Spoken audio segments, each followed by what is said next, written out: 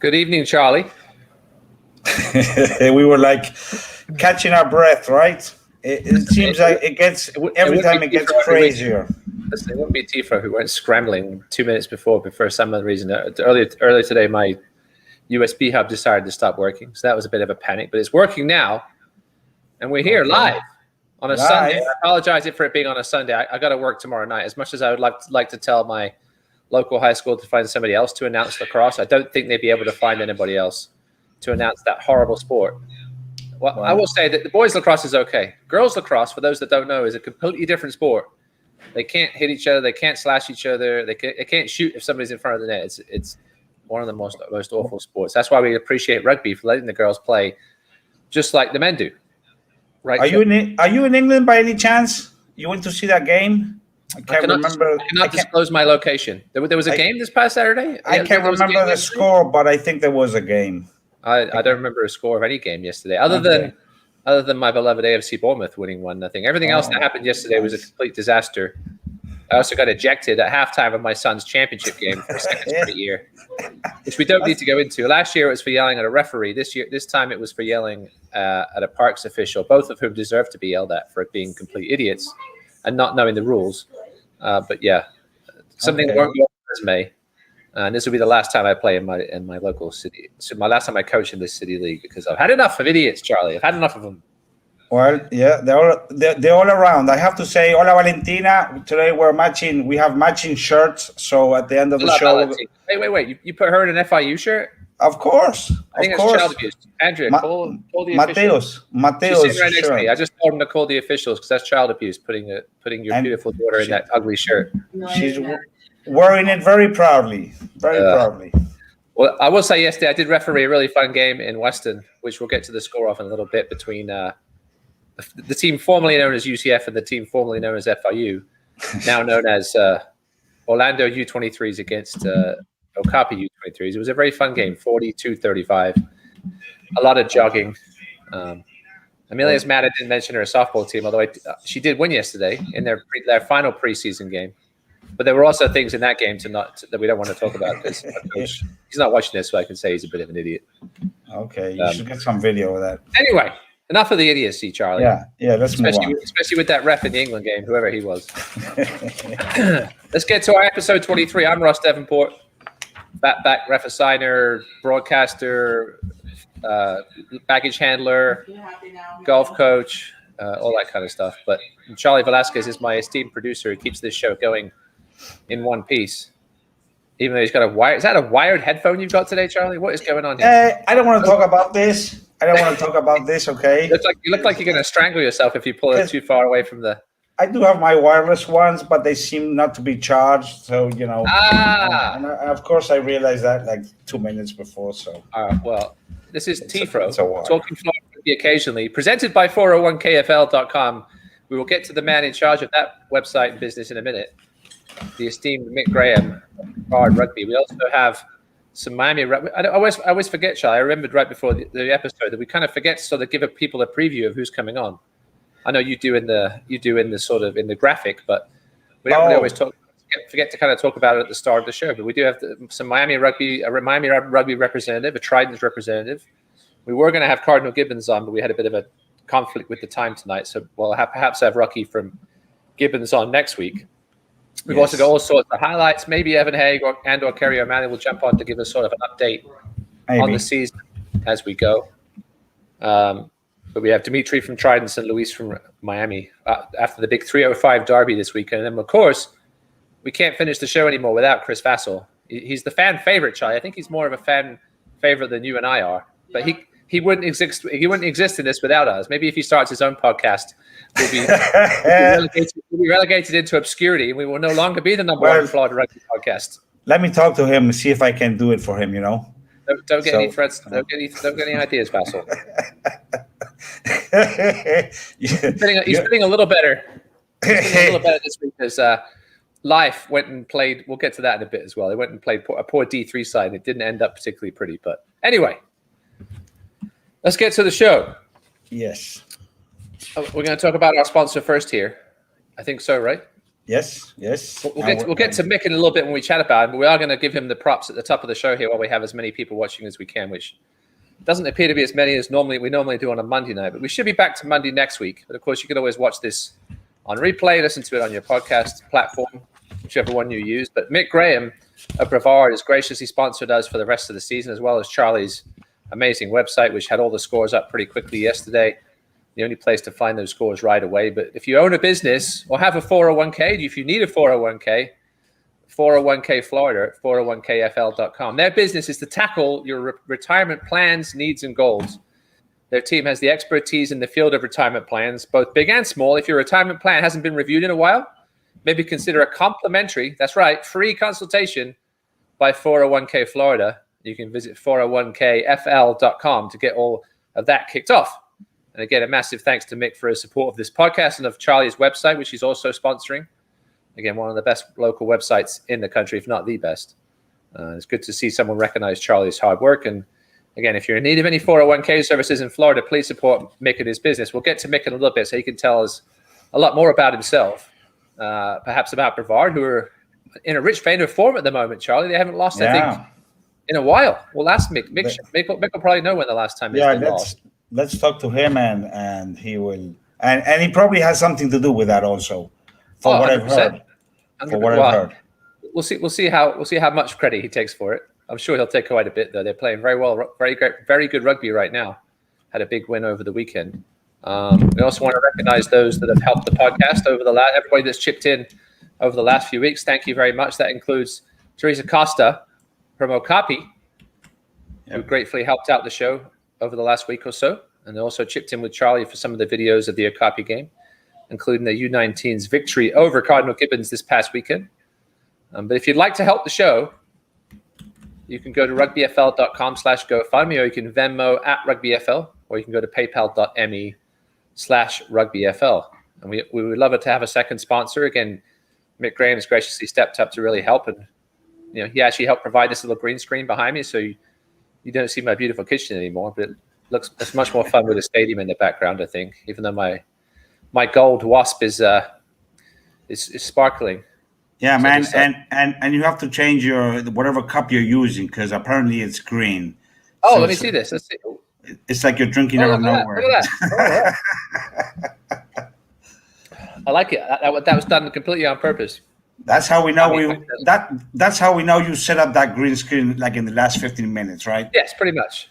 But we do need a second sponsor, as Charlie says. Wink, wink, Teddy Chapman. Maybe Teddy has been invited tonight. Teddy Chapman of Boca Rugby and Go All Day, who Chris is always pimping their gear for free at the end of the show. It's a great company, great logo. Teddy does great work for a lot of the teams out there when they need T-shirts and any kind of apparel.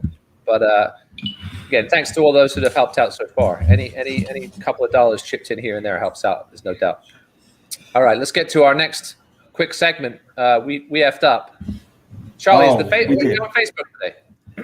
We are on Facebook, but we are not on Twitch. And last week, to be honest, I blamed Mark Zuckerberg or whatever his name is. But it was me. And there's a reason for that, but it's very boring, so I'm not going to get to it. It's too long of a story, but we did F up last week. We weren't on Facebook. And then I just want to also apologize about screwing up on the score reporting, because I put the Gibbons Okapi score backwards. So for a few hours, Gibbons had won that game. And of course, I got a call at 11 p.m. from who, and I corrected that. He should not be named. But it was really unfortunate, because somebody else that has like a national, this is Goff. You can name him, Charlie. Yeah, sure. Goff. He picked it up, and so he goes by the scores that I post. So he was talking about Gibbons going on to a good start, winning against Okapi, and then he had to redo his article. So I will be more careful. I will not update scores on the Turnpike anymore, promise. Yes, don't do that, Charlie. We need you to be here to produce this, because if you don't do it, I don't know who the hell is going to do it. No, I don't. But Matt Goff does good work, though. He's one of the few that actually represents Florida in his scores and his stories. He does give us some recognition. That was the word I was looking for when I started. That is true. So, check out Matt Goff's website, Goff Rugby. You can Google that. All right. we don't have as crazy of an episode this time, Charlie, so we can take our time with things a little bit. Let's get to our 3 quick things. The first thing is going to be the World Cup 2023 schedule was announced this week. We had the women's 2021 schedule announced a couple of weeks ago, but the World Cup 2023 schedule was just announced this week. Now, USA have not qualified yet. It's highly likely they will qualify, as they always seem to do, but whether they will qualify as USA 1 or USA 2 will depend on who. That will depend on. I'll make sure. I can't even talk tonight, Charlie. Listen, that's just, if they will likely open with. They will open against Japan if they lose to Canada, which is likely who they're going to face. Obviously, I think whoever loses that game is not out. They go to the repechage, I think, after that. But if they lose to Canada, USA would open against Japan. If they beat Canada, they would open against France. Listen, any schedule the USA has at the World Cup is going to be a tough one. So I think they'd rather finish as USA 1. As I hear it, is that a cat meowing somewhere in the background? Yeah. Charlie? As we've lost Charlie. He's muted himself somehow. Listen, this is a truly amateur podcast. Don't let anybody fool you. No, it's not. It's a very professional one. This is all on purpose. It's all on purpose. We try to be professional. It doesn't always work out, but we try. Anyway, so USA, you can go check out the full schedule at World Rugby for the 2023. I already had a request from an unnamed person to help me hook them up with tickets for the opener between New Zealand and France. I'm not going to name names. I don't know if they're watching or not, or if their son, who's also involved with rugby currently, is watching. But I already had a request for tickets. Listen, I went to the final last in 2019, but only because somebody got sick. I do have connections, but it's 2 years away. So nobody else messaged me about asking for tickets for the World Cup yet. Not yet. Yeah. All right. Number 2, as we mentioned, life. As Chris Vassell remembers, last week they took a hiding at the handing of Lindenwood, both on the men's and women's side. You're missing a number 2 there, Charlie, but it's all right. That's all right. I just did it. So. I think Life's original game this weekend was canceled, but they ended up playing Athens RFC from Athens, Georgia, Division 3. And it was the Life, a DC side, a DC, I think that's how you say it. Chris did tell me earlier how to say it, and I forgot already. But it's sort of their developmental side. They took the developmental side, and they played Athens. And it wasn't pretty. It was, I think, it was in the 50s at halftime. It ended up being triple digits as expected. But former Wellington Wizard David Rhymes started and scored twice for Life in that game. Another Florida guy whose name is completely escaping me right now also started in that game. And I should know his name, and it's escaping me, Charlie. So, hey, good luck with that, man. Good luck, because I won't know it. I wouldn't know it. The wife's trying to tell me, but I can't hear it because my headphones are on too tight. Hold on, I'm gonna find out his name right now. Okay. And it's Jared Miller. Jared Miller. Oh, Jared Miller. Okay, yeah. Jared Miller, formerly of Tampa Crew U19s, also started that game. He did not score that I could find, but 2 Florida boys starting for Life. So that's great to see there, and that complete mauling of Athens RFC. Yeah. All right. Our third 3 quick things. We obviously had the unfortunate injury to Perry Baker last weekend in Madrid. I hope he's back home safely, whether it's in Florida or California. I assume it's in California while he recovers from his broken leg, likely in Chula Vista. But Chris Thomas, formerly of UCF, was out there for the second weekend. It was a separate tournament. It had a sort of a second go at it in Madrid. Keep everybody in the same place in the sort of a bubble. And played again this weekend. It didn't work particularly well as the U.S. women ended up withdrawing after, I think it was 2 games, because there were some positive tests elsewhere in the tournament that turned out to be false positives. But anyway, Chris Thomas, former UCF player, she scored 2 tries in the first game and 2 tries in the second game. I think she scored 3 or 4 tries last weekend. So after being away, with the pandemic, she's come back firing. And Chris Thomas will likely be an impact on both the 15s and 7s Eagles team for many years to come. I know she's getting... I'm sure we wouldn't want us to call her. I'm sure she wouldn't want us to call her old, but she's not young in rugby standards, but she's still showing she can turn on that speed. Yeah. I would have shown those highlights of her tries, because there was specifically one that was really great, but you didn't send me the link, so I didn't have time. Sorry. Anyway, maybe we'll get those next week. Chris Thomas, again, former UCF player, she's really tearing it up. Continuing to tear it up on the international circuit. So I assume she's one of the rare ones that does play 15s and 7s. So we should see her in the World Cup later this year. They haven't announced their final squad yet. She was part of the preliminary squad, but you'd have to think with this performance, in Madrid, there'll be no trouble for her to make that 15 squad. All right.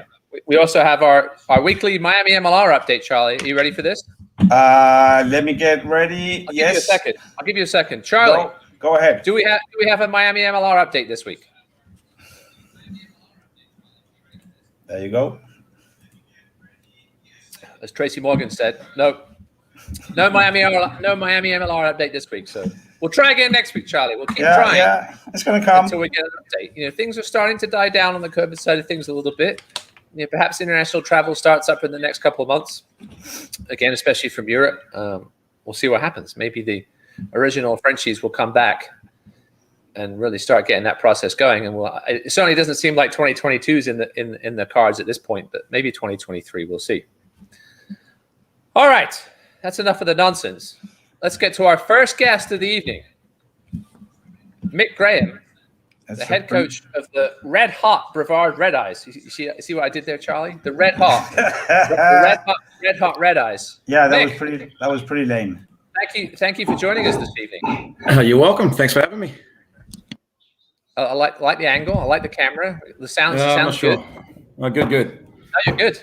Yeah, we've had some interesting camera angles here on the program so far. Half heads and things like that. Makes a professional. I'm wanting a row for this stuff. We're going to show some Brevard highlights in a little bit because we did get those at the last second.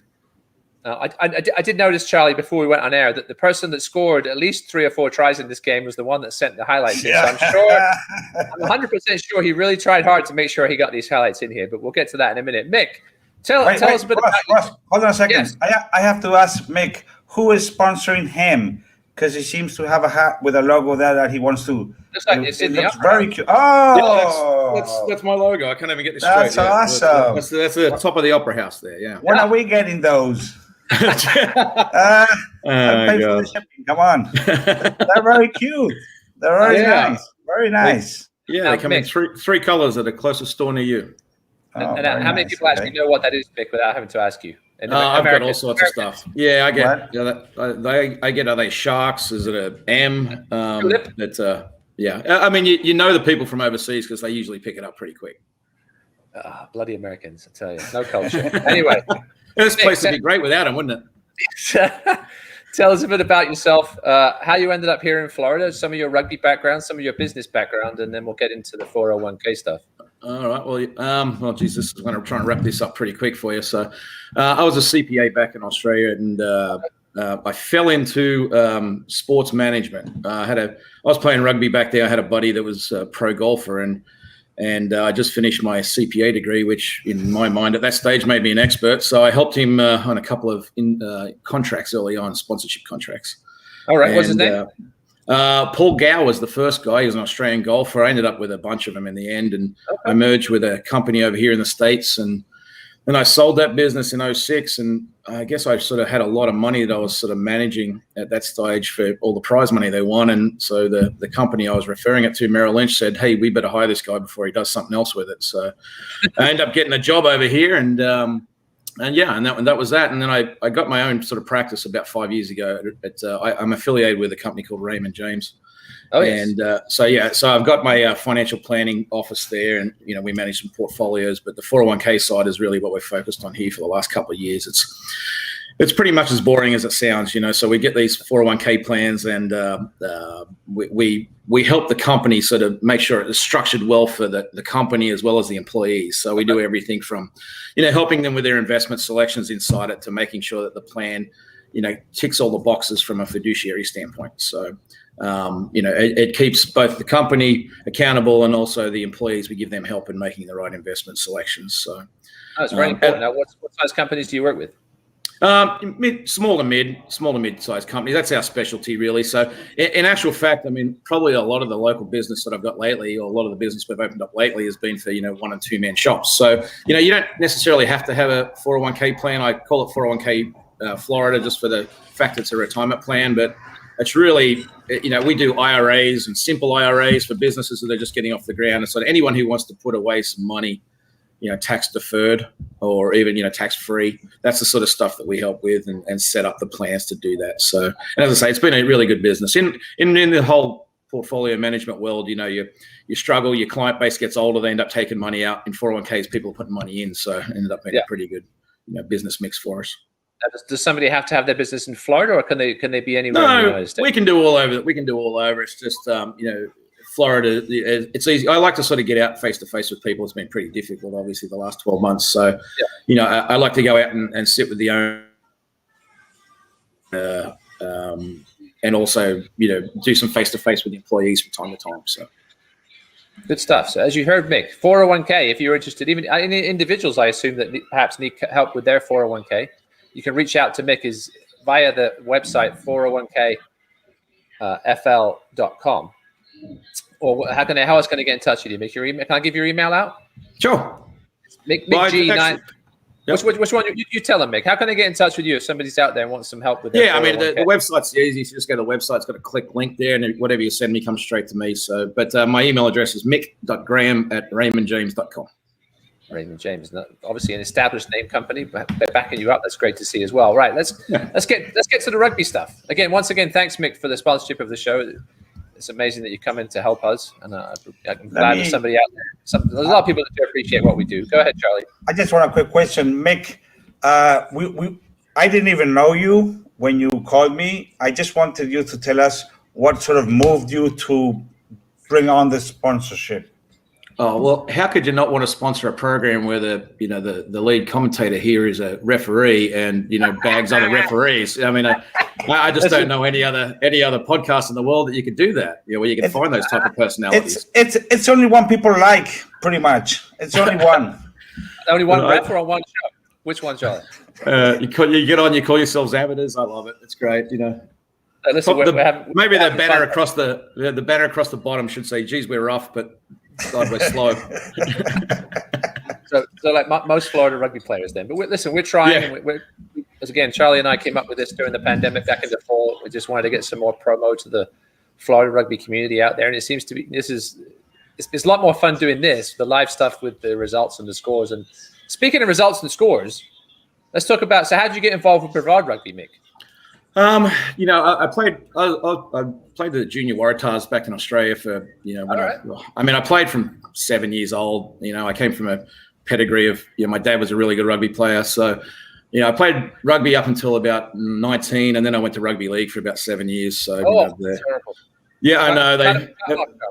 Back then, they actually paid you some money. I mean, I'm talking in the mid-'80s now, but and in rugby didn't go professional till the mid-'90s. So, at that stage, I was young and dumb and thought I was going to play rugby professionally, and it was good. It was a good experience, and that's what I'm really excited about the MLR now. We got some some pathways for kids here, not just to go to college, but also to play afterwards or skip college altogether, go straight to the pros if you're not that way inclined. So it was a great experience, and I was always in the junior sides. I never got up to the big boys, but got to sort of look under the hood and see what it looked like. So when I moved to Brevard in 2006, I actually came to I met some guys and came to a game and looked. And to be honest with you, back at that stage, I don't know if it was just Brevard or Rugby Florida at the time. It was pretty much a thug fest. And I was like, So and then I was away from it for a while. So I came back probably about 3 years ago, and I met actually a guy by the name of Adam Mealer, who plays now up in Gainesville.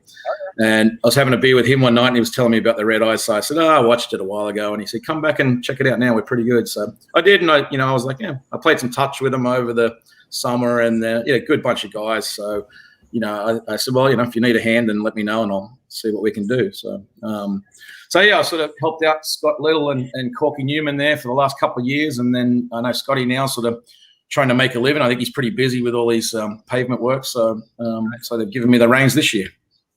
Now, listen, Brevard, it's one of those teams, they've always sort of been there or thereabouts in the D3 ranks. They always seem to sort of get pipped at the post by either Gainesville or Palm Beach over the last few years. But you guys this year, I remember last year you were getting things going before the pandemic hit.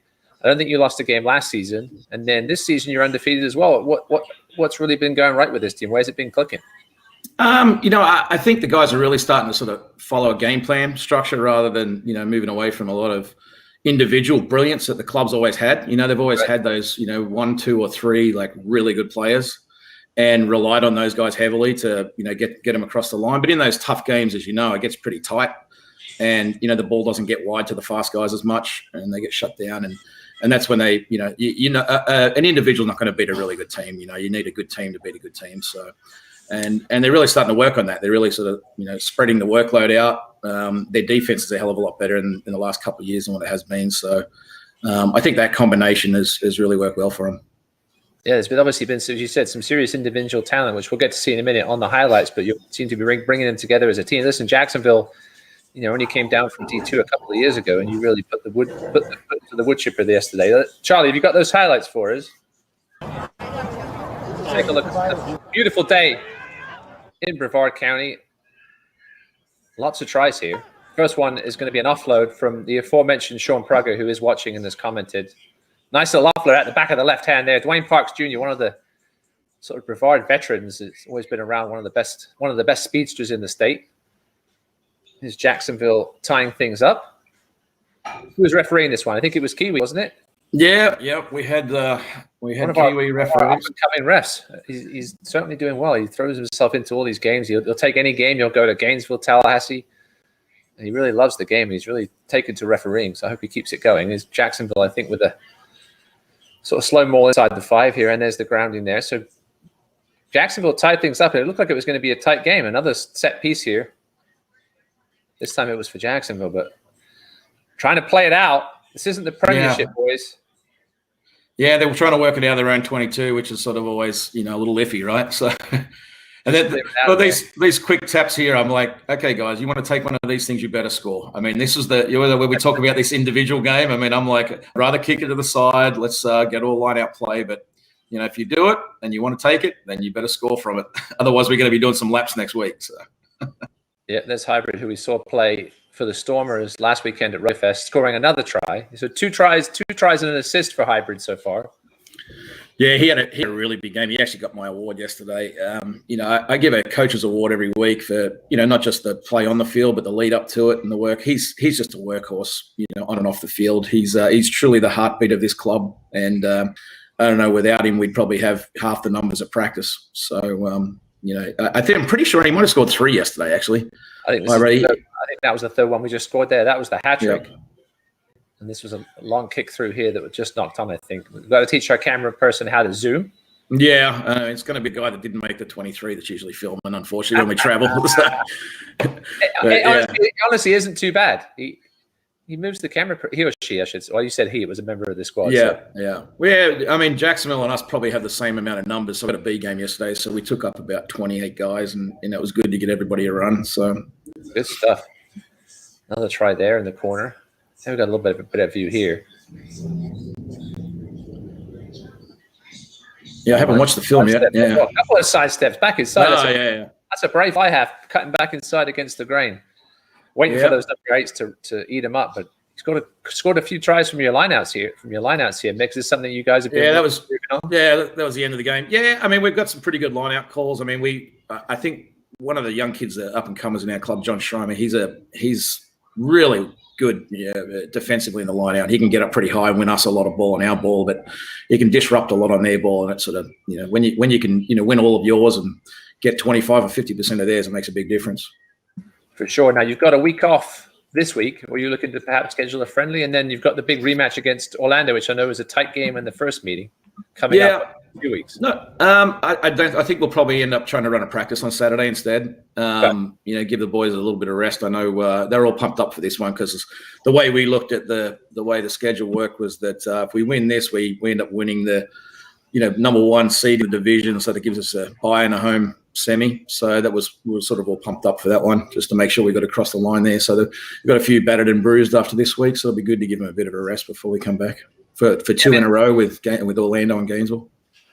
Yes, it's exciting times for Brevard. Give me a sort of brief update on how the team is dealing with the pandemic, and are they looking at this season any differently than a normal season would be in regards to perhaps winning a state title, or they're just giving it all you got and hopefully you come home with a trophy?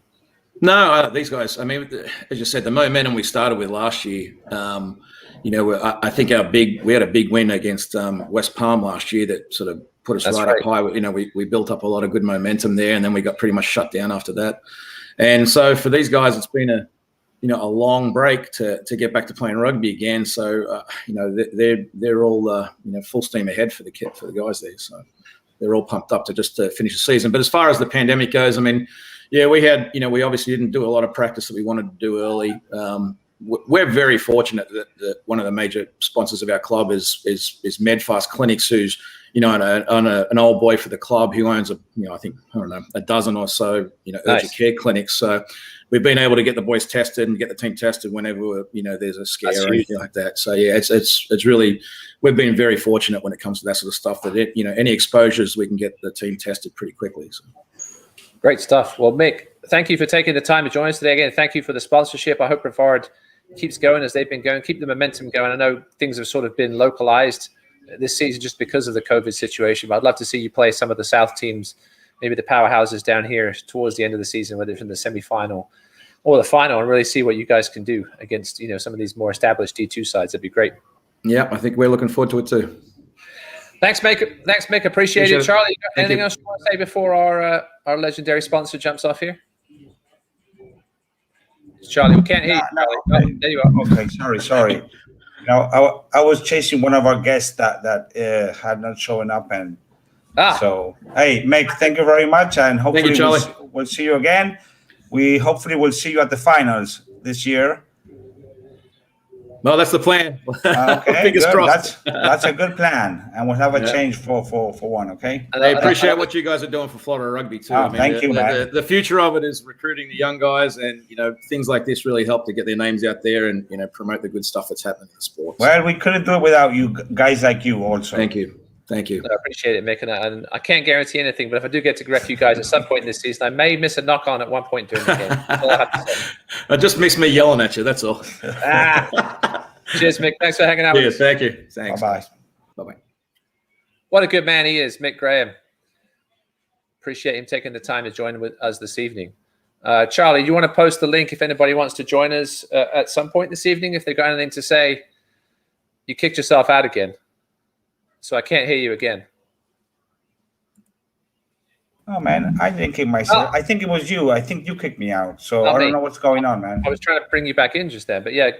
Yeah, I'll post that link shortly so people already have it if they want to join at the end. Whoops. Yeah, as always, if you want to join, I know we mentioned asking if Evan and Kerry want to come on. We were going to get an FRU update perhaps, but I don't see them in here yet. But if they want to come we haven't heard from them, so not likely. That's fine.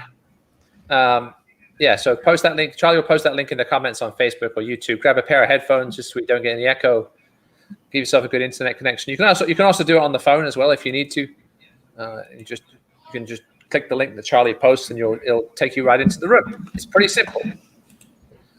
All right, let's get to our game of the week, Charlie. Okay. It was a pretty simple selection on the senior side of things this week because we finally had the 305 Derby back, or the Derby, as the Americans. Is it? Do we say no? The Americans say Derby. I think they Derby. We say Derby.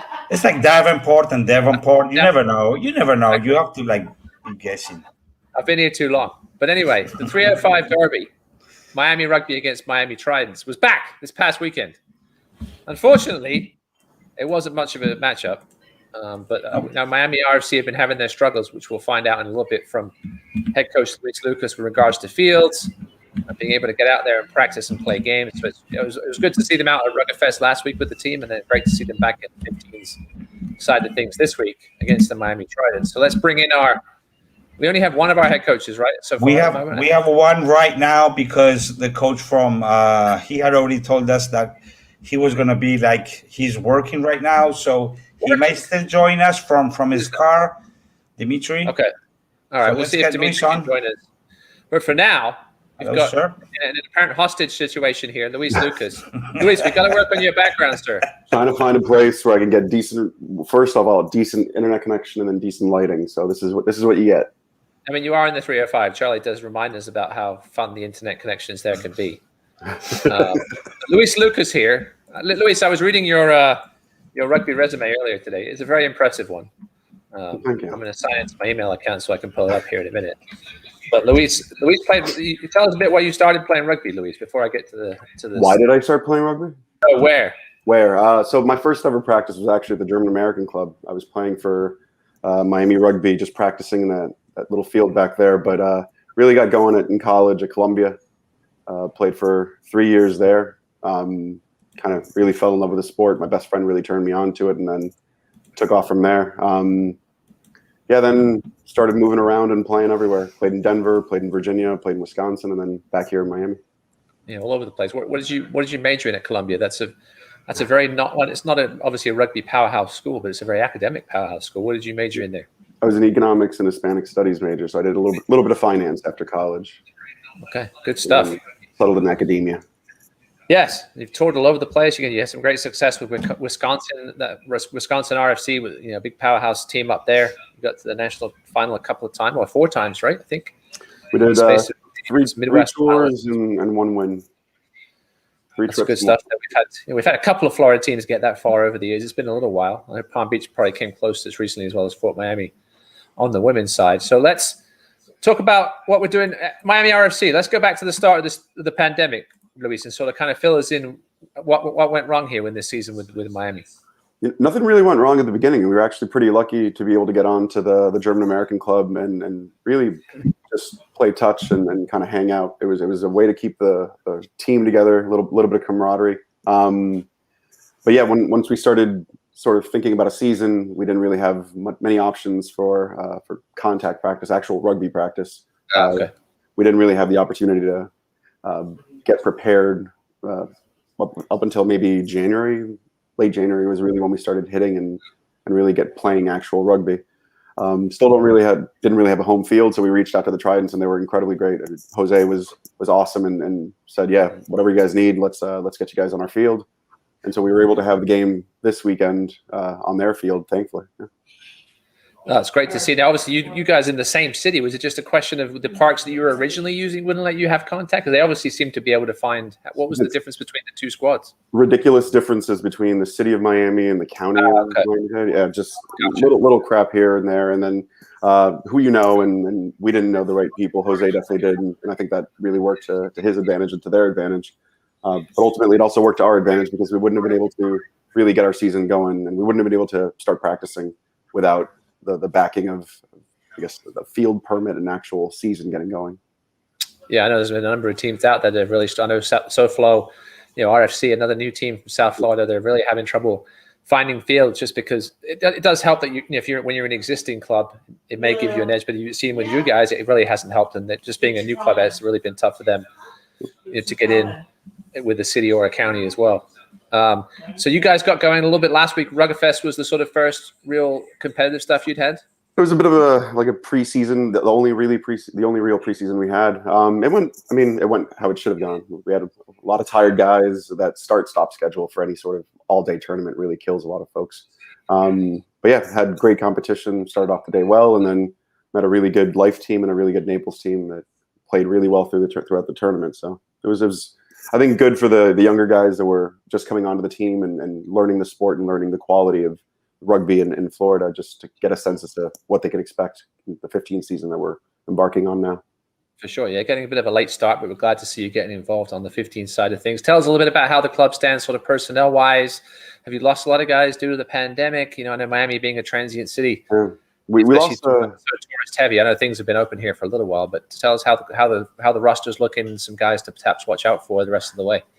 We lost a few guys. I think early on, a few births. So obviously, with kids, young kids in the house, nobody was coming out. And it was just a stack of 4 guys, all had kids within 2 months. Oh, wow. A little bit of the experienced core of the team took a step back there, but we've had a few young guys coming out. A guy that played really well yesterday on Saturday, Carlos, former FIU player and former Miami young guy. Yeah, coming out, really showing up out of nowhere, middle of pandemic, and saying, "Hey, I want to play some rugby." And then that was really, really great to kind of get that. Few younger guys that also, again, a little bit of a lag there. We've had younger guys that played in that Miami youth side, those Miami youth sides from maybe a decade ago, that are now starting to come back into the fold. Yeah, so pretty excited, and I think looking forward to build and replace a lot of those experienced heads that have slowly been trickling out of the team. Now, I noticed some of the games you already had postponed with such a tight schedule. Is there any chance of getting those rescheduled, or are you just going to sort of play what you had in front of you from here on out? Yeah, I think we're going to play what we have in front of us. I mean, we have Palm Beach on the 13th. That was a reschedule, and then I think we have the return for the Tridents on the 20th. We won't get to play Boca, unfortunately, before playoffs, whatever the playoff structure might be. But I think when we're done on the 20th of March, we only have really a couple of weeks before playoffs start. It didn't really make much sense to slot them in there. Gotcha. Yeah, no, things are real tight on the men's side of things. Charlie posted the link if you want to join in towards the end of the pod and say what you have to say. I was telling Charlie earlier today. Today was the first day I'd actually looked at the playoffs for any division. I actually looked at the high school situation because I was afraid if I looked at it too early, I would jinx the entire year because we've had so many games lost. Although the high school teams have done reasonably well. Obviously the kids, some in school, some staying at home. They don't get out and about as much as the adults. But yeah, I'll have to check out what the playoff situation looks like for the men, as some teams obviously have played a lot more games than others. Perhaps it's something we could have asked the FRU. But let's take a look at some highlights. Luis, if you want to walk us through some of these. I know as we see the finely shorn grass there at Atherley Range. Honestly, it's the best that field's ever been lined. But the grass is always very comfortable to land on. This early in the first half, I think we held pretty well. I mean, Tridents were in our 22 for the bulk of the first 20 minutes, and only really came away from that with 6 points. So we held them well, especially the set piece. The scrum was really surprising how well some of the new guys slotted in. Guys that had really been on the machine for maybe a couple of weeks and hadn't really been doing a lot of live scrumming. But really, I think after that is when a little lack of experience, a little lack of fitness, and just the fact that Tridents have been playing and have been going for as long as they have really started to show. They were able to settle into the game and sort of take it over, mostly in the later in the first half, but really in the second half is when they broke through. Yeah, there's really nothing like playing games to get your fitness level up. That's why we have as much. We have obviously a pretty long preseason here in the fall for teams to get ready for the league season. There's a face I recognize. Little Frenchie scored in the corner for the Tridents. Yeah. For the most part, I think our backs handled their backs quite well. It just came down to just linking those last few plays. But it really, the fitness is what would hurt us in the second half. But I think guys also recognize the work that needs to be done in order for us to improve. And in 3 weeks' time, we see them again. So it really everything has to click over the next 3 weeks. That's a good test to see how far you've come, in those 3 weeks. And you're practicing twice a week now on the Tridents field? How's the practice situation going? We're able to practice now at the German American Club, which is it's nice. It's our home field, our home practice field. We have our grill there. It's for the camaraderie aspect and the club aspect. It's great. Yeah, I know it's not the biggest field. But it's not. But I think for what we needed, it really works. And I think starting contact 3 weeks ago, really getting everybody going into getting your body ready for contact was a bit of a struggle. But I think we made a lot of gains in those 3 weeks, and looking forward to see what those next 3 weeks will really prove. Yeah, you're someone who likes to play on occasion, so you know how it goes when you haven't played for a while, and then you try to go out and play, and how you feel that next day. Yeah, the thing is that when I play on occasion, I don't really rely on any sort of physical attributes. It's mostly just wily old man Yes. stuff, and just trying to cheat as much as possible. So, well, being a front row, you know how to do that. I'm always thankful when you're on the field and always looking away. Well, knowing how to cheat, I expect. Well, knowing how to cheat has helped you. You've been a referee recently, on and off, sort of over the last 2 or 3 years. When did you start refereeing? 2014. Yeah, so got going in 2014. I think one of those things where everybody just kept on saying can't continue complaining about the refs and not do anything about it. So I became a ref and continued. Now I have the right to complain about the refs all the time and give them a little crap. And I think a note about this game, I think Kai did a really great job in this game, and there were a lot of personalities on that field, and he did a great job of handling all of that. Listen, Kai's one of our young and up-and-coming refs. He's been hit some of the 7th Circuit back last year when they were going, and just the more and more games he takes on, the more and more he'll get confident in the man management kind of things, which is sometimes one of those things when you're a younger referee that you don't initially have the grasp of early because you're not sure. You've been dealing with your teammates at the same age as you, and now you're trying to tell men what to do and what not to do. It can be very difficult, but Kai's picked it up very quickly. Yeah, he's definitely one to keep an eye on. And we've obviously had a nice flow of referees come out of the state. over the last 10 years or so. The likes of Haley Slaughter and Alex Weiner, Cisco Lopez, Khalil Harrison, etc., who we had on an episode back in the fall. And yeah, Kai Martinovich going to be one of those next young up-and-coming guys. Hopefully we'll see him on the MLR circuit or the 7th circuit soon when things get going again. But Luis, appreciate you joining us this evening. I mean, talk about the future of Miami Rugby. The numbers you said are looking good. You know, where do you see this team in a year or two? What do you see? Be better. I know you're sort of ref, coach, player. You're not so where you see yourself. Where do you see yourself on this team in a year or two? I'm for right now. I'm just coaching. I'm not looking to put my boots back on. I ref occasionally when the standard needs to be brought up across the state. You know, making sure that everybody's happy. That hasn't happened apparently. So good. He's an Ivy League guy. I'm going to use that to promote him from now on. We got an Ivy League ref. Come on, listen. He knows what he's doing. Don't tarnish the reputation of those great educational institutions. I don't represent them at all. No, I think I don't know what 2 years. I don't know what a year will look like. But I think getting a few of those younger guys is really motivating, and they're starting to talk amongst themselves and try to get essentially that generation of Miami players that really learned the game with a lot of those old boys and developed from a very young age, and then went on to FIU and all these other universities. They're starting to come back, and I think that's a little exciting, and we're starting to see the fruits of the work back then. But one of the more important things is obviously getting the not just those younger guys, but creating that pathway for new young kids to then eventually come back into the fold. So I think really getting that youth program developed again and working again is probably one of the bigger things that we'd like to incorporate into the Miami rugby culture. Yeah, 100%. I mean, I think we only have Key Biscayne as the only program in Dade County, which with as many people as there are in that county, there really should be more youth rugby being played there. Hopefully that'll happen over the next year or two. And I do want to say big thanks to the Tridents. You mentioned Luis stepping up. I don't think that would have happened perhaps 10, 15 years ago, but it's good to see that culture really changing between the two sides. So Luis, thanks for joining us this evening. Good luck the rest of the way. Thanks. Thank you, man. Guys. Have a good one. Bye-bye. Well, Miami RFC wins the podcast battle because Dimitri hasn't shown up. So Miami RFC are the winners in my eyes this weekend. Well, to be fair, he had told us that it was going to be tough. He's in real estate, and you know how those things go. Sometimes they drag on. It's Miami. It's probably a busy night for real estate in Miami. He probably starts getting busy at midnight. Just getting up to start his workday in Miami. I remember I used to Uber down in Miami, Charlie, occasionally back in the day, and I would go down there, and there'd be nobody around at 10, 11 p.m. I said, "Where is it? Oh, they're eating dinner." And then it was 1 a.m. People would start going out. Yeah, South Beach. You were probably in the wrong place. Where were you, in Hialeah?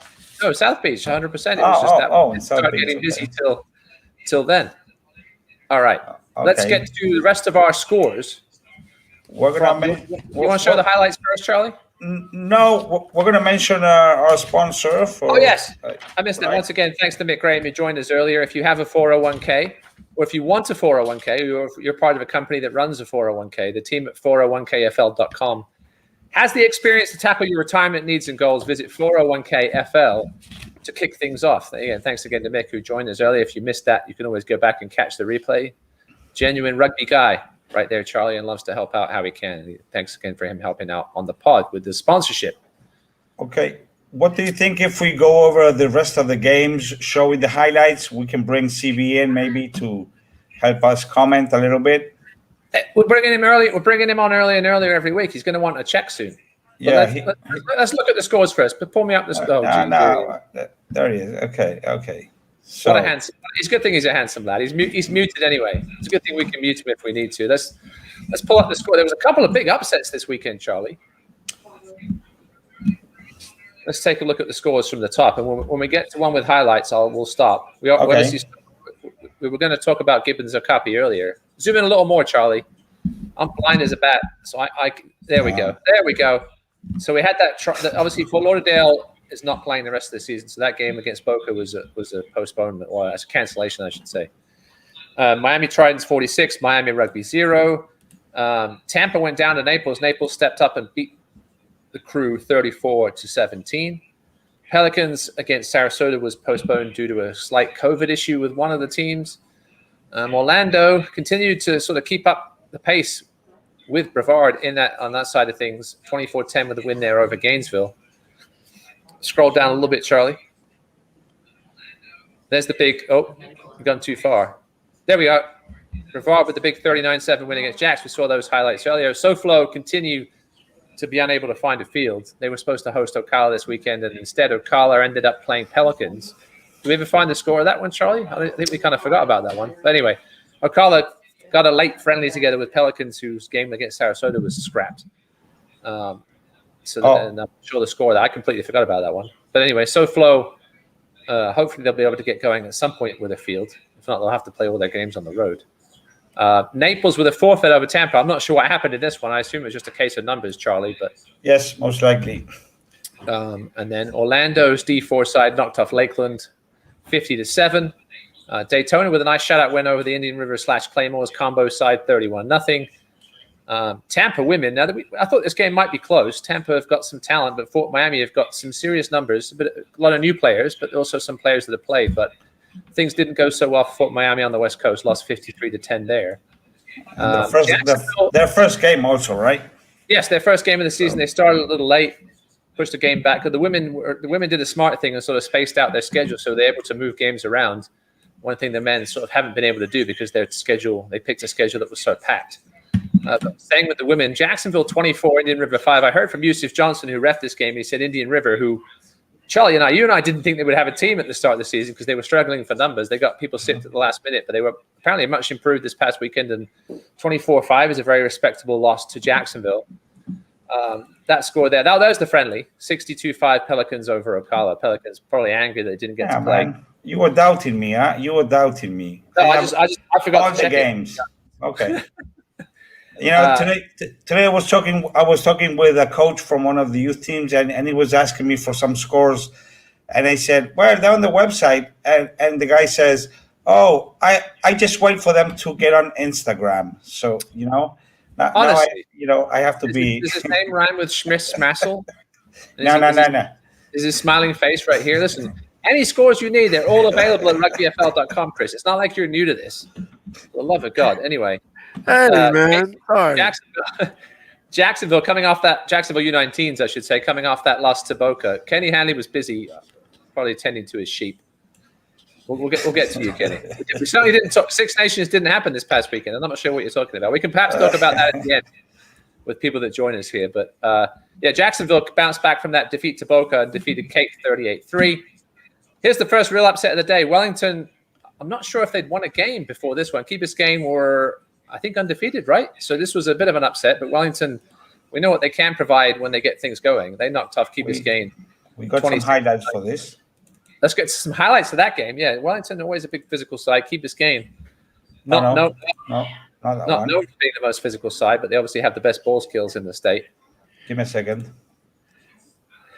Hey, Charlie, I want to say hi to Valentina. Oh, please. Hey, Valentina. Hey, Chris, don't get any ideas, man. Okay. She's a big fan. Yeah, thank you. And actually, I think she just watches it because of you. I'm not sure if it's because of me, I figured as much. Hi, Valentina. That gold day hat is not going to fit him in about 2 minutes. It's got a brim. Let me get these highlights. Sorry. It's all good. We're not going. We have nowhere to be. We've only been going for 56 minutes. That might be a record short show so far. So here's the highlights. Wellington keep this game. Wellington in green and black with the referee with the worst socks in Florida, Tom Champa. I asked him today why he doesn't pull his socks up. Well, actually, he doesn't wear socks he can pull up. He wears these business socks, and he says because he means business. But hopefully nobody hit him on his fractured thumb, as we can see. Also, Jose Miguel Gomez running the line there. Another young upcoming ref. I got to teach him not to put his flag up when they score the try, because putting your flag up as an linesman means something completely different, Jose. So I'm going to drop him an email after this. He did it last week too, Charlie. So don't get me started with the linesmen. And there's, Hey, at least he came and helped out. His keepers came a nice down the right side. There was another kid also helping out that seemed to be interested. So that's a referee in the making. Good to hear, always. I don't remember his name, to be honest. With his thumb guard on. Tom decided to go break his thumb playing touch a few weeks ago and had surgery. So if you do have Tom reffing, you do not run into his thumb. because he will card you immediately. So keep his game. It was a tight game early, it looks like, Charlie. It was very tight. You see, Wellington have some experienced players in that team. They got off to a bit of a slow start this season. A nice cut back there by the center, and the conversion is good. Great kickers, as usual. Oh, Dimitri's just shown up, Charlie. So we'll perhaps get to him in a second after these highlights. They're a little choppy, but we can see what's going on. There he is again. Jose, I'm going to have to send him a nasty email. Come on, don't be so hard on the guy. No, listen, but I will give Jose, he wants to improve. He listens, so he will listen when I tell him don't put your flag up when they score. Hey, Ross, it's good to know because interception. I love interception by CV. Who is that scoring, Chris? You know some of these Wellington boys. Cam? I don't know. You tell me, man. I can't keep up. Everybody knows my name in Florida, but I can't keep up with every player. Young man Cam out there for fullback for Wellington. Good player. He's got a younger brother, Poppy. I forgot his last name. You know some of these Wellington players with your Jaguares connections, I assume, Chris. Who are? I need a Ross in front of me, Ross. Don't put me on the spot now, okay? Listen, Wellington always a threat. They're not the biggest team. We're used to them being a big physical side. They've got a couple of boys in there, but I seem to think Boca might have been the biggest U19 side I've seen this season, Chris. Well, this is the first time for us this year, so that's good that we got some big boys in the front. Yeah, and some height with us. Very helpful. Key Biscayne, a team not known for their big boys, but they're known for their elite ball skills and their rugby knowledge because a lot of them grew up with the rugby ball in their hand. There's a big boy there for Wellington. There we go. That's a game. That's game. Mr. Patterson kicking it out to end the game. A nice win there for Wellington. They were just one try away to tying the game. If they had scored, they would have tied the game. So it was pretty intense in the last minutes. So that defeat leaves Naples as the only undefeated high school team in the state so far. Okay. So we'll see if that maintains. I think there's like 4 teams with 1 loss, so things really tight at the top. Okay. Before we get to Dimitri, we have some other special guests joining us as well for the rest of the show. Let's get to the highlights of this game between. Now, please, if you enjoy watching knock-ons, you will love this next highlight. Okay. I'm not gonna. There was one here, and another one there, and another one there. But where's the music, Charlie? I'm going to say listen. Dave Schlegelberger is a new ref. He was a little out of position, and I'm going to talk to him about that too. Listen, Dave will take on any game anywhere. And I have to give him credit for that. But Gibbons, this is their first game of the season. They were a little rusty. There may have been another knock on there. But anyway, regardless, Gibbons, their first game of the season were a little rusty perhaps. They've had their COVID issues last week or so. They were cleared to play, and a try there by Okapi. Okay. I guess the ref after this run was like, right? Yeah. It was so hot on that field yesterday, man. I was reffing in Western on the turf, and the heat just reflects off that turf like no other. It's amazing when you walk from the grass to any turf field, you just feel how much hotter it gets going onto that field on any turf field. So from those boys haven't been playing that much, that heat is terrible for them. No, Gibbons been one of the perennial contenders over the last 2 or 3 years. And they'll get better as the season goes on. No team will be taking it light, that's for sure. And here they get on the board here. There's our former player Brock, who's playing for them at 8-man. Used to play for the Bucks. I think Cardinal. I was talking to Charlie earlier this week. I think Cardinal Gibbons perhaps the only single school team at the moment. Chris, is that correct? That's correct. That is correct. I mean, when we first started, we had a lot of single school teams, and now we had three. Gibbons are managed to keep it going, and they've got obviously a nice little coaching setup there with Rocky and Ruby. That's correct. Well, they understand the fundamentals that goes back and forth with rugby and football. So I know some of those guys play on their football squad as well. A lot of them. Football squad that's won back-to-back state championships. That's correct. Oh, another team trying to run it out of their 22. We know what happens here. Get stripped, and then listen. You can go out and play rugby, but don't do it in your own 22, boys. No. Well, you know why that happens, I think, because... I'll give Dave there calling a timeout. That was beautiful. Yeah. Dude was? I didn't see that. Chris, can you rewind it, Charlie? I don't know if you can. I think I can. I can, right? I think I can. Yeah, here we go. Well, yeah, you can also. Oh. Even Chris can. I missed. Oh, there it was. There. After, if you watch Dave Snuggleberger in green after the try, I thought he was going to call for the. There it is. Timeout. What? For the TMO. I think he was going to give the. I thought he was going to give the TV signal. Okay. But no credit to Dave. As I said, this is his first real full season reffing, and he's taking any game and every game he can just to get that experience. Yeah, he is. He's doing a good job down there. He knows it's rugby. Yeah, he does.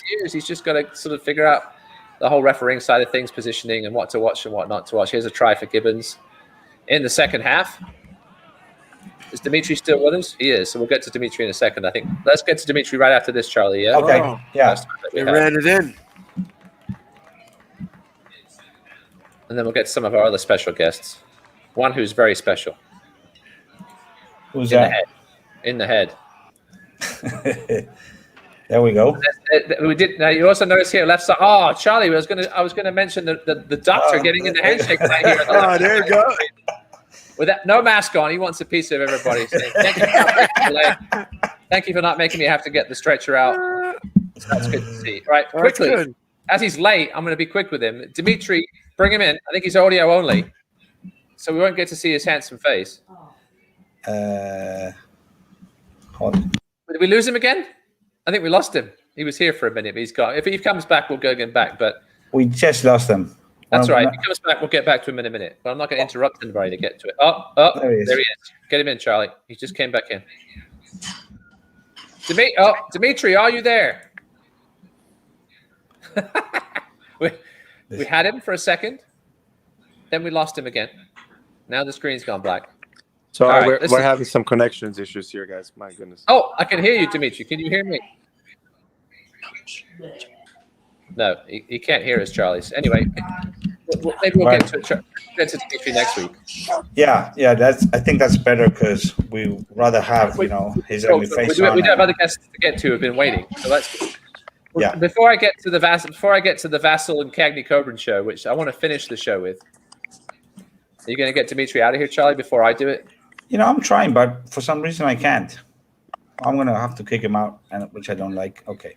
There you go. All right, we'll get to Dimitri next week, apparently. There'll be plenty to talk about the Tridents over the coming weeks, but we did have a referee course today up in Port St. Lucie. We do have a very special guest, Charlie, with us, who attended that referee course today and wants to tell us all about it. Who? So and that would be Honey? This is Karen, or otherwise known as, everybody knows her as Honey, from Fort Hi, Miami. guys. How are you? Karen, how are you? Good, thank you. I had a really good day up in Port St. Lucie. Awesome stuff. Yeah, tell us a bit about. Tell us a bit about yourself first, and some of your general background and your rugby background. I grew up playing in Canada. Started out as a junior. Played in university up there, senior woman, all that stuff, and then moved down here. And I've been with Fort Miami, maybe on and off for 6 years now. So it's been a long time. What position do you play at the moment? I grew up playing scrum half and fullback, but this season they have me at fly half, which I have never done in my life. But listen, you got a fat 10. You got a fat 10 here. You can always talk to. Perfect. You need to learn the skills of the trade at 10. Yes, please get Andrea to get you out.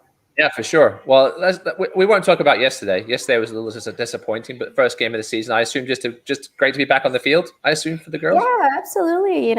We started kind of late, and then with COVID protocols, our team's been really diligent and really trying to follow protocols with time off and things like that. So obviously yesterday wasn't how we wanted it to go, but it was our first game, and that's okay. We have some things to figure out, and we'll be back at it next week. Exactly. Big game next week against Orlando, one of your arch rivals over the last few years, battling for that at state home, title. So exactly. A nice bounce back victory there. And we'll forget all about yesterday. But we're here to talk to you about the referee course that you went through this morning. Now, what inspired you? Obviously, your playing days aren't over anywhere by any means just yet, but you wanted to take this referee course, and graciously the club covered your costs, which I think is a great thing, and that a lot of these other clubs should be doing. If anybody wants to attend a referee course, I think that any club should be willing to pony up the $75 to send their players up there, because it will help them greatly. And I think you said to Andrea earlier today that you were amazed at how much you actually learned. So tell us a little bit about your experience today up in Port St. Lucie. Yeah, I think it was a really great day. Super thankful for the club to send me up there. Roy, Poncho, and Gary, they have so much knowledge and experience that I think every club should really take advantage of that and do the course if they can. I mean, even, as a player, or if you want to get into coaching, it was an awesome day to really learn the rules. There was a lot of things that I honestly didn't know. And I think I've been playing for almost 17 years. So, I think it's really beneficial, and it's really beneficial for all the clubs to really, have some representatives and send some people out there. So 100%. How many people were up there today?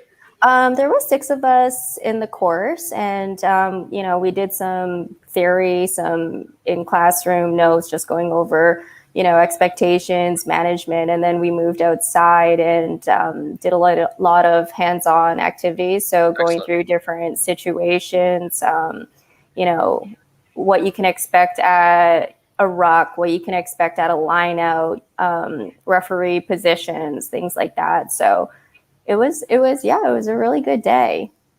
And awesome. I mean, sorry, go on. No, go ahead. Finish off. Yeah, I mean, one day to get your level 1 certification never expires. It goes with you wherever you go. And, it's great to have. Now, what give us one thing that sort of you didn't know before that you really shocked you, that, oh man, I never thought about that before. Or maybe even more than one thing if you have that. It was so funny. I texted the board. I was like, did you guys know that there was like different whistle tones for different things? Really? Well, I didn't know that. There's supposed to be. There's supposed to be, right? Some referees, I think, are better at it than others. But the whistle, one thing a lot of players don't really realize when they sort of go to a ref course is just how much you take in from the game, not just visually, but audio too, that when you've played a lot of time, you learn, well, that hard whistle, I know it's a penalty, so I don't even need to look at the referee. I can just pick up the ball, find where he is, take a quick tap and go. Well, a short whistle and a short, softer whistle for a scrum, or then perhaps, a double whistle for the stoppage of play. But that's the interesting thing. Having played this match is probably one of those things you just didn't even notice just as playing, because you're so used to it by now, I assume. And I definitely have a lot more respect for refs. I mean, they talked about how many things that you guys have to think about a game. They were like, you have to make 2,000 decisions or something like that a game.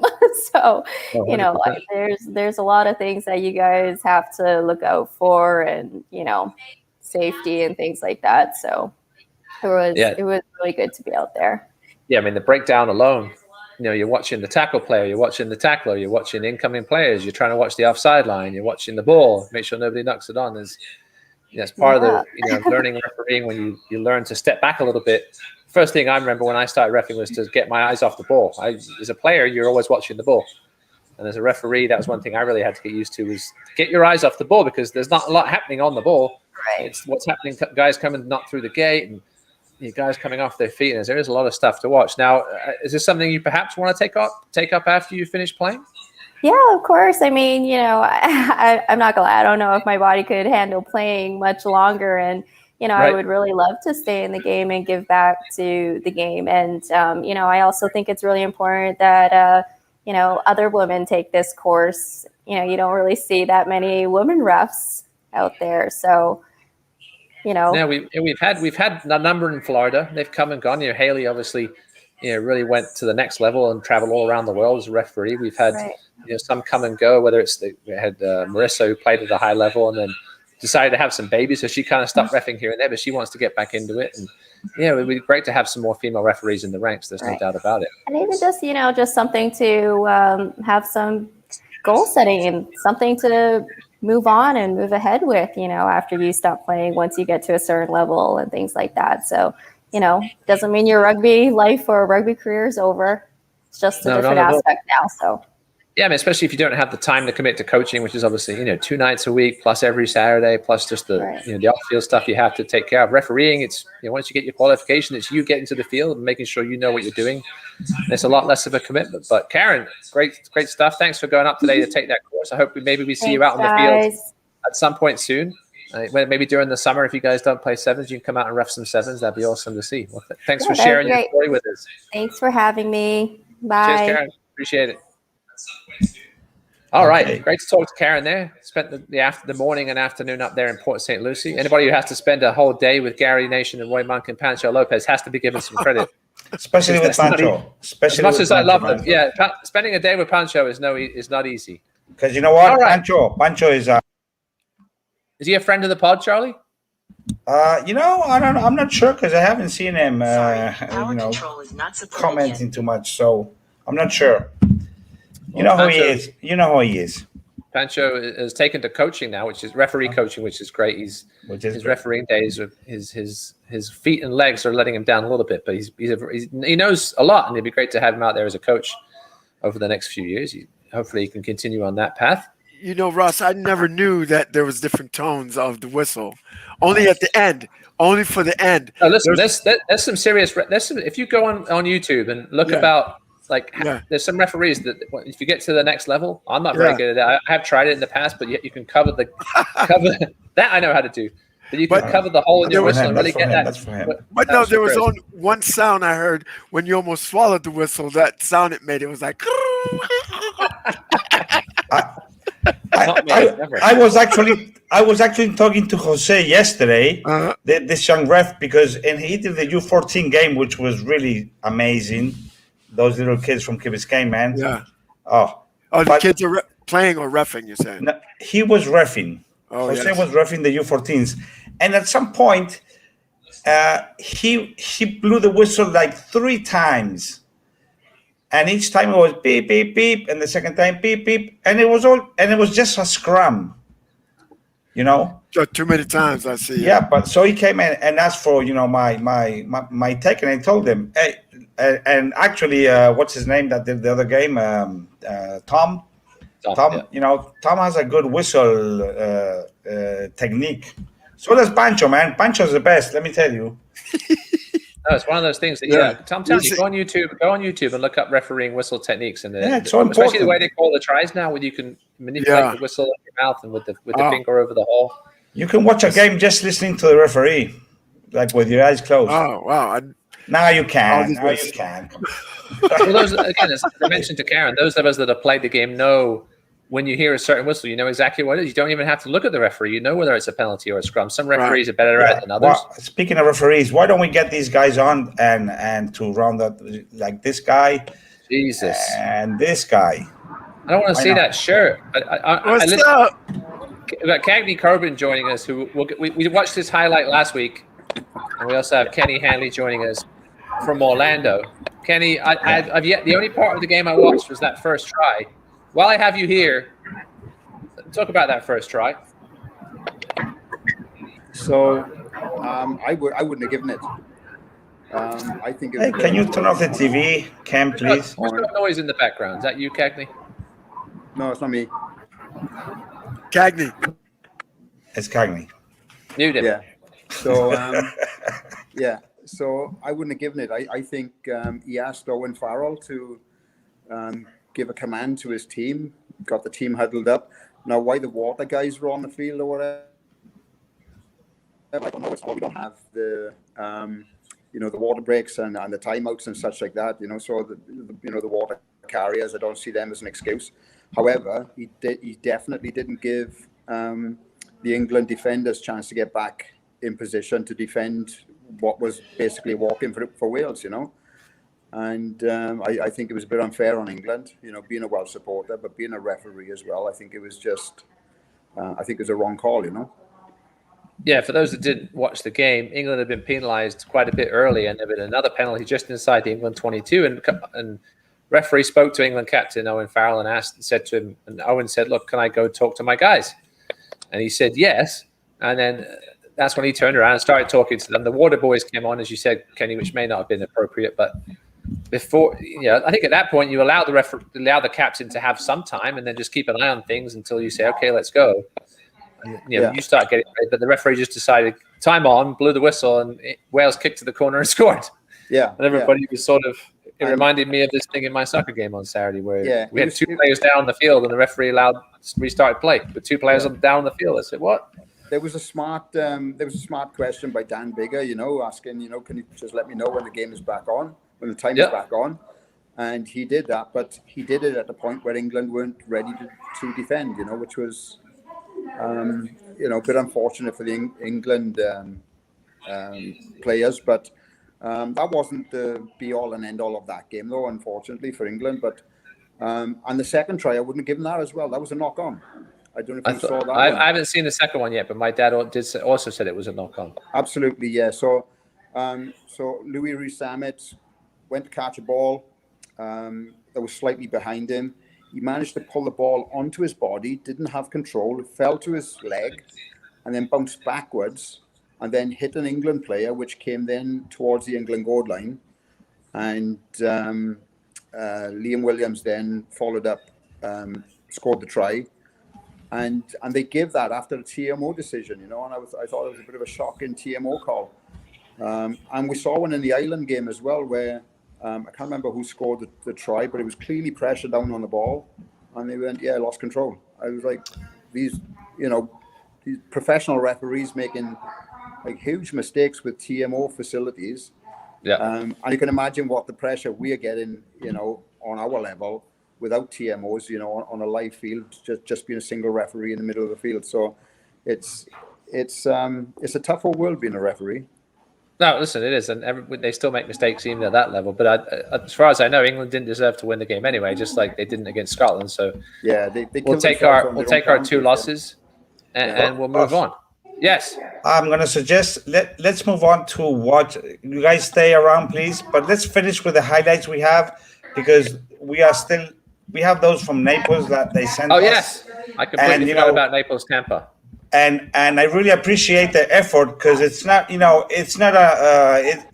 huge effort to get this stuff together and send it, and from the parents, the coaches. So I don't want to miss this. So and they're pretty entertaining. Just watch guys, pay attention when this starts. Okay.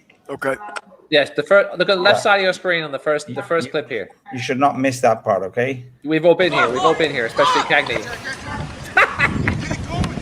Restart it. Restart it, Charlie. We missed it. Look at number 22. Oh, the left-hand side. He was bringing up some of that Gatorade, and that was early in the game. Oh dear. So we have Naples. We have Naples in grey here. These are U19s, I should point out, not seniors. But these are some long highlights. You better be careful with what you say after that screw up you did with the women. Yes, these are definitely U19s, as we see Pat O'Donnell in the purple there in the middle, former Naples player. Naples with a big win here. They got some big boys up front, Charlie. Yeah, they there in the clip. Hey, Chris Vassell taking notes here. Do you play them this season, Chris, or not? We do. We actually do. So it's good to take notes. Yeah, they got some big boys up front, and this is why you get your camera on a ladder, because we can't see what's going on there behind players. Well, it's good. We got to get this footage, and we got to check the driver's permit on some of these guys. Check the age on there. Well, I've been hearing some rumors about Naples U23 playing some players that might not be U23, but I'm not going to go there tonight. Yeah. Yeah. Well, if you want the full video of this game, I think there's somebody who will perhaps be able to provide it to you for a fee. We always know. Go to Uncle Charlie. No, not me. This is not mine. Oh, that's right. This was. Look at this. That's some reels right there. Yeah. Wow. Oh, tackle there. Is that a red card?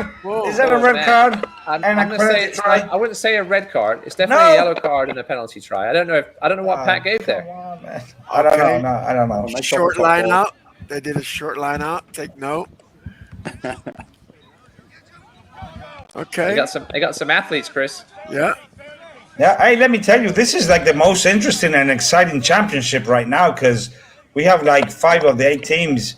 Yeah. Anybody can anybody's game. Anybody. That's correct. 100%. Chris, yeah. I mean, Charlie, you and I commented. You and I commented earlier how nice this field is. Are you playing them over here, Chris, or over there? Beautiful. I believe we are heading over there to them. Oh, look at this! It's like a carpet, Chris. No. Naples plays at home next week. Okay. That's what we said. No, we got Tampa next week. We have Tampa next week. So Tampa. Okay. We're looking at the Reds. We don't play Naples until maybe the crossover for playoffs. Ah, okay. Yeah. Gotcha. I need to get some of these kids games like this. These are good games. Yeah, really good games. Go in. Head first. Well, Oh, look at that. Orlando, how are Orlando doing U19s? I haven't seen this. Orlando do not have a team this year. I was going to say I didn't think I'd seen them on the schedule. So Orlando is similar to USF. Yeah. No wonder I hadn't seen them. So, yeah, that's why you haven't got any games, yeah, Kenny, because they haven't got a U19s team this year. Unfortunately, this year, just with everything going on, they'll be back next year. Well, they've also got a men's team, a D4 side. They've got a U23 side to fill out. So I know U23 came down with 16 yesterday in the game I refed, and they were down to, I think they were down to 13 or 12 by the end of the game. It was a valiant effort by that crew. Look at that blue sky. Look at that. That's a not bad camera work here. Is that an man out there? You know what I like about this game as well? The referee, right, has got some really nice offside lines. I'm going to criticize a lot of referees here right now, right? We get our games here so compressed by referees not enforcing the 5 meter and the 10 meter offside lines. Yeah, you know, they allow the games to compress. Then the referees are under pressure then to watch a really condensed, compressed game. You know, whoever's refereeing this game has got some really nice deep offside lines. You know, allowing plenty of movement on the ball, allowing plenty of vision for the referee to make the right calls and that kind of thing. You know, I like whoever's doing that. It's a good game. That's Pat O'Donnell. Yep, he's a good referee. Came over and helped at Rugby Fest last week. I'm sure he was still feeling that one. Yeah. But nice win there for Naples, as we said. The only undefeated side on the high school side of things. Yeah. Hey Ross, I think we covered all the highlights we had and were sent. We really appreciate that from everybody. Yes. And maybe give us the website, Charlie. Anybody, if you have any highlights, photos you want to upload to, even if you have a full game that you want Charlie to edit, he may just chop it down as quickly as he can, but give us the link, Charlie, to upload stuff. There you go. rugbyfl.com/upload. It's just like a Dropbox. You go in there and drop any highlights in any compatible format, whether it's from an iPhone or from a memory card. Yeah, go in there, and we'd love to show the highlights. Just don't do like hybrid, like 10 minutes before the show, okay? If you can, a few hours before, that would be awesome. Yeah, a few hours before. Keep it to 2 or 3 minutes if you can, maybe 4 max. And one thing hybrid did do is send us a list of who scored the tries and who had the assists, which is also good because we want to recognize people. Just because he wanted to be there, because he did a hat trick. That was the only reason. I'm surprised you just didn't say tries number 2, 4, and 5 by me, and that's all you really need to know. Right, Cagney, you play with I the got guy. something to say to that. No. That's more of an Adrian Salazar thing. I'm sorry, guys. I have to say that one. La Barbara. It is what it is, brother. I'm not sure if legally his name's allowed to be mentioned on this podcast, Cagney. Well, no, we've changed it from very INS. Please don't listen. So listen, as we have this gentleman, let's get to this. There he is. Okay. We need to get a nickname for you. We have Cracker as a nickname, but with that tight jersey on, it's almost like sausage. Can we see that again? He needs a substitution. Let's get the whole. Let's get the whole thing. Now, we showed this last week at Rugby Fest. He's already in the try zone. That poor guy.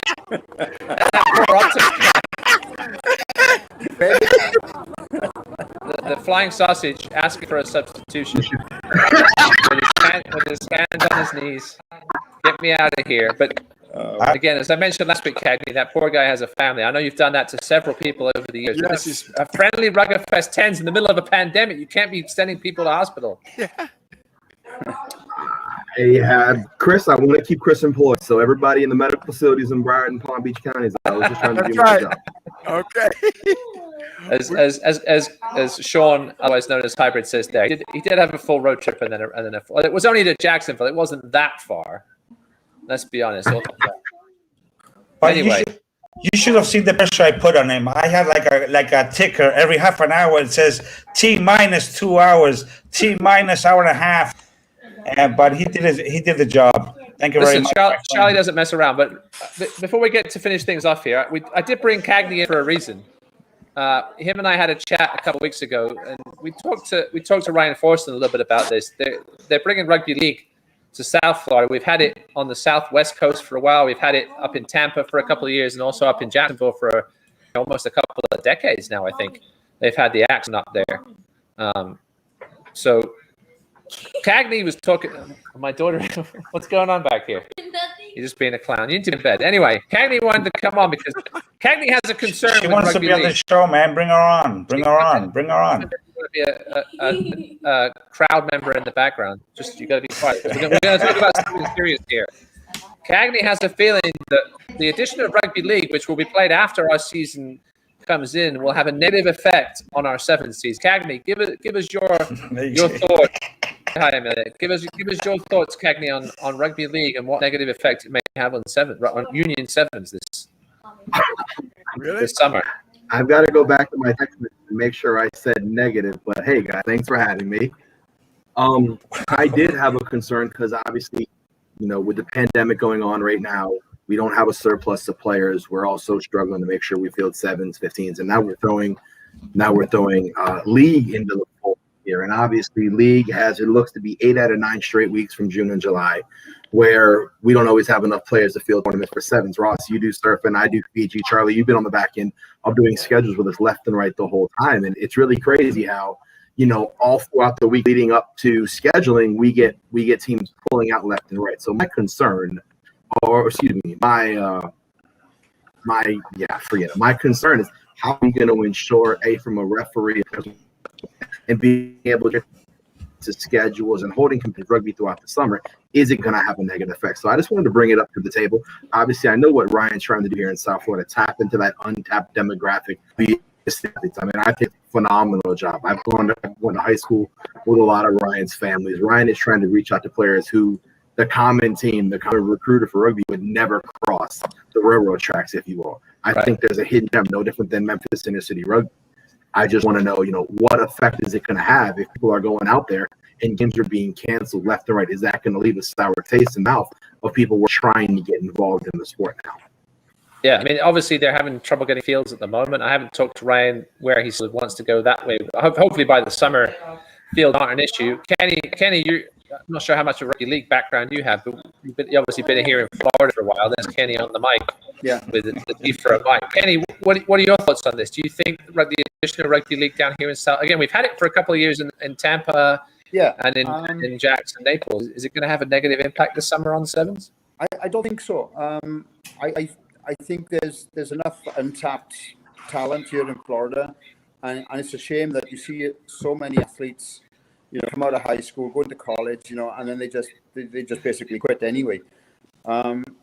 Maybe rugby union isn't for everybody, so rugby league is still rugby in a format, and they may find it easier to do the crossover from football to rugby league, and then maybe they'll find that sort of love in rugby union as well. So I don't really see it being a problem. We had it in Europe whenever rugby was born 150 years ago. It was a thing, and everybody complained back then probably as well about getting players for their clubs and teams and districts and so on. So I don't really see it being a problem. I think more rugby is advertised and sold here in Southeast United States. I think that better really. Chris, before we finish this up, do you have anything to say on this? Do you think rugby league would have, especially down here in South Florida, will have a negative impact, or do we have enough players overall? You think to still have some fun on the 7 side of things?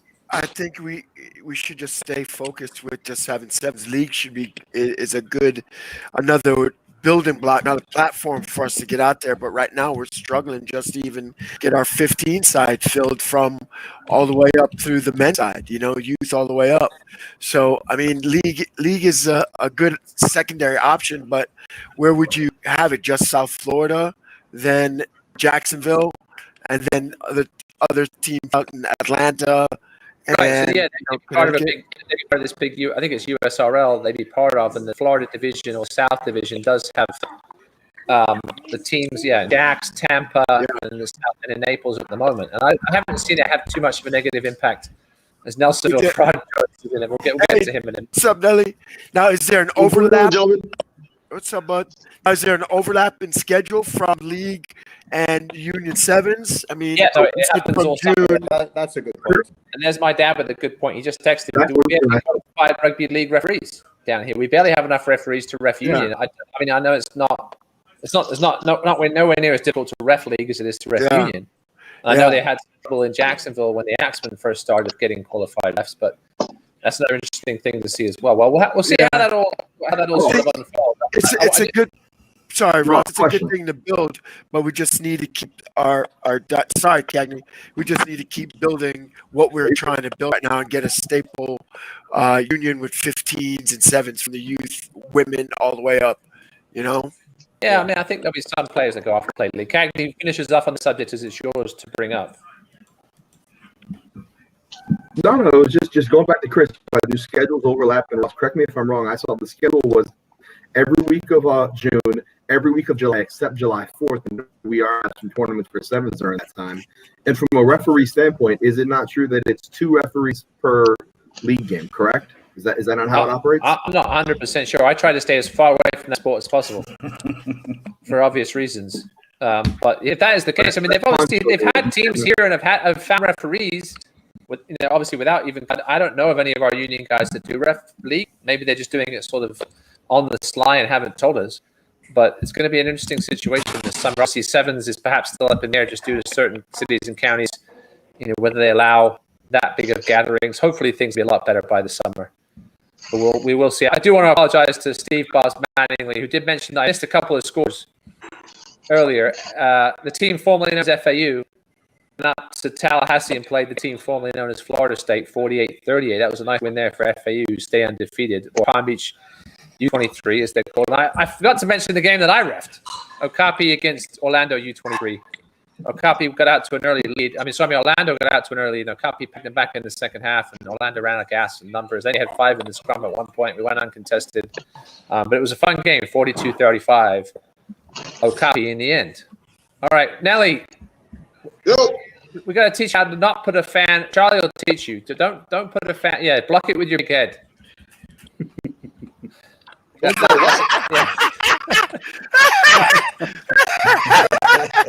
works. Nelly O'Fraud, former FAU. I'm going to say former bow player because I think he hasn't quite retired yet, but he still wants to play. Nelly, how are we doing this evening? We've got to be quick because we're going an hour and a half already. All right, well, having a great evening. I'm glad to be here. I'm actually returning to field, so I'm officially back. Officially, Cagney, you're on notice. For who? For who though? Is this you officially announcing your return? For who? I've been watching what's been happening while the. I'm not sure if he can hear me. Who? Yeah, Charlie. Chris Vassal's asking for substitution. There it is. That's going to be Nelly after 5 minutes of his. Who are you going to be playing for, Nelly? I'll be right there. Boca, of course. Boca. Okay. Boca's D4. They don't have a D4 side, so what are you on about? You ain't playing D2 for them. The old boys. Maybe the old boys. Yeah, the old boys. We'll have to schedule the game. Old boys versus Copy. Tell them challenge bet. The old boys is not fair. I waited until I turned 40 and I'm still not old enough. That's bullshit. I played you, man. I played you in an old boys game. My last game in 2015, you were playing. Hey, talking about old boys I remember. And stuff, is there any news on this Florida team that's being put together for the Utah competition in October? I haven't heard anything. I did hear some whispers at Ruggerfest about a certain individual who I will not name was talking to people because his name is not allowed to be announced on this show. Of course. His initials are DS, but he was talking to some people about some tournament in Utah, but I only heard whispers. That's all I want to hear from him, Kenny. So I'm not 100% sure, but no, I think the next time you're going to be on the field is in the FAU alumni game in October, to be honest. But listen, mate, good luck with that. Well, I want to see. I'm sipped. I've been to a couple of practices, so I think you know what? I think I might have to turn some heads. But thank you, Ross, for all your support. I love you. Well, I see AL commenting in there that you have been out to training and he is a Boca player. He is the one that will decide whether you see the field or not. Maybe we can put you out there against the Poor Sisters of the Blind at some point whenever Boca plays them. I think Boca's only played like 3 games so far. Brian says you like green. Does that mean you're going to play for Naples, or this is a different type of green? I know you like money because your check was a little late this week, and What's I heard up, all about it. I love you guys. Anyway, I do. boys. Listen, Ross, before we go, let me just show a couple of things, okay? I just want to show this 6-second try from the U14s. I would have loved to make a little bit of a highlight for these kids. Do it. We love the kids. Look. This is how you chase a kick. Don't let that ball bounce, kids. Oh, why did he do that? Oh, man, it froze. It froze right at the wrong spot. Froze. Terrible. Okay, well. And you got a new computer too. But yes, don't listen on the kickoff, kids. Never let the ball bounce. That's the first rule. Exactly. That's right. So another thing that before we go, we really have to do, just to show how much fun we have, even when it's a lot of work. This is a little clip from Ross getting his green screen. When I finally got my green screen the other day, I didn't have my I did not have my stand yet, so I was showing Charlie how a green screen works. That's funny. I'm trying. Good stuff. That's your little Harry Potter blanket. Exactly, my invisibility cloak. My invisibility cloak. And last one. Hi. Last one. Then this is for Chris from my daughter. She got mentioned today. She was very excited, and we actually got it on tape because I get everything on tape. Okay, there you go. There she is. Oh. Even Chris mentioning it. Chris. Chris is here, Valentina. Oh, she's all fired up, Chris. Thank you, Valentina. Yeah. I saw a video with her getting on a horse, and she's so brave getting on a horse, and I'm still trying to build up the courage to get on there. You know. Yeah, that's right, Charlie. Valentina's she's an inspiration to everyone, and Charlie's here. Yeah. We all know. Hey, listen. Who the hell would ever let you on a horse? Yeah, exactly. Okay. that poor horse. Hey, man. Right. Hey, so I have to put this. I have to put this graphic because Ted didn't show up. So we did invite Teddy to come on tonight. He was driving back from Tampa, so he did say he might not be able to make it. But listen, we're always looking for that second sponsor. There's a beautiful spot right there for Go All Day, the great apparel company run by Boca's Teddy Chapman. So I'm sure Chris Vassal's going to make sure Teddy watches this replay. Just the last 5 minutes, Teddy. I mean, Chris, and get him to watch this. Hopefully. We'll have Go All Day as a sponsor, or at least giving us some gear. As Cagney's wearing a Dolphins hat, unfortunately. They'd make a great referee. Wait, no, I said look, that's right there. Oh, he's got it. Oh, there you go. There you go. Anyway, for all my youth football gear, for all my football kids, I go through Teddy. So any which way we can always give back and help out. That's right. Yes, any way you can support the rugby community, it's great. Well, Charlie, we thought this was going to be a quick episode, but we've been going for an hour and 40 minutes. It's been fun. We forgot to look at next week. What do we have going on next week for games? Let's take a look at next week's games if we can. That's March 6th. I actually have that ready on my screen. See, there you go. Beautiful. Let's see what we got for next week. Again, you scrolled too far down, Charlie. There was did you skip that first game? Oh, you skipped that first game for a reason. Well, it was Fort Lauderdale Palm Beach, which isn't happening. Naples will look to continue their solid play against the Pelicans. SoFlo, we'll see if that game happens. Naples, Ave Maria coming off a little break. What other games? We've got Fort Miami looking to bounce back after that loss to Tampa, where they'll take on their arch rivals Orlando. I'm picking some games out here. Palm Beach are playing the Tridents in a friendly. We've got on the U19 side of things. Wellington Gibbons should be another good one. As you said, Charlie, all these high school matches should be really tight. Key Biscayne, who just lost their unbeaten record this past weekend, will host Naples, the only undefeated team remaining on the U19 side of things. That should be an interesting one. And then Boca against Crew. That's a long trip for Crew. We'll see if Boca can continue their winning ways as well. After their loss to Key Biscayne, they bounced back and beat Jacksonville, I know, last weekend, or a couple of weekends ago, I should say. Now, not this past weekend, but 2 weekends ago. Thank you, Charlie. I almost forgot about next week's games. So did I. Okay. Well, gentlemen, as always, we appreciate you joining us. Everybody watching, thanks for checking out. I know it was a Sunday night. I think we'll be back to Monday night next week. We're going to move it to 7 p.m. a little earlier for everybody, so we're not staying up too late, keeping the kids up. Charlie, thanks for your amazing producing as always. Cagney, Nelly, there's Karen. Listen, we got to get. Everybody talks good about Teddy, but he hasn't come through for us yet. Even though he gets free promo every week with his hat. That guy. Listen, we'll take swag, Teddy. Just give us some swag, or if you want to sponsor us, you can see it looks beautiful down there in the right-hand corner. Well, thank you for spreading rugby, boys, and thank you all of you. Keep it up. Say swag again. That was so cool. Say swag one more time. Swag? Oh, yeah. What's wrong with this guy? I'll wear my swag hat next week, all right? Listen, Kenny and Chris as well. Appreciate you hanging out. I'm not guys. going to appreciate that red shirt, but listen, England have got 2 losses now in the Six Nations, and I really can't say much about it. So, Well, I'm hoping you guys absolutely smash France next week. that should be a fun. That should be a fun one. There's no doubt about it. One. That's gonna be a good one. Yeah, Bye, don't forget Amelia. Six Nations. Say hi, Amelia. My daughter's hanging out here in the dark Bye. Hey, Amelia. before she heads to bed. But hey, everybody, thanks for tuning in. You can always catch up with this on Facebook, on the YouTube with the replays, or you can check it out on your favorite podcast platform, whether it be Apple, iTunes, Spotify, or wherever. Just search for Rugby and Rugby FL or TFRO, and you should be able to find it. And hopefully, we'll see everybody next week for another jam-packed episode of Talking Florida Rugby Occasionally. Thanks, guys. Appreciate you. Thank you, everybody. See you next week. Bye-bye. Thank you, Ross. Thank you, Mr. Davenport. Thank you, Ross, Charlie. Ciao. Yeah.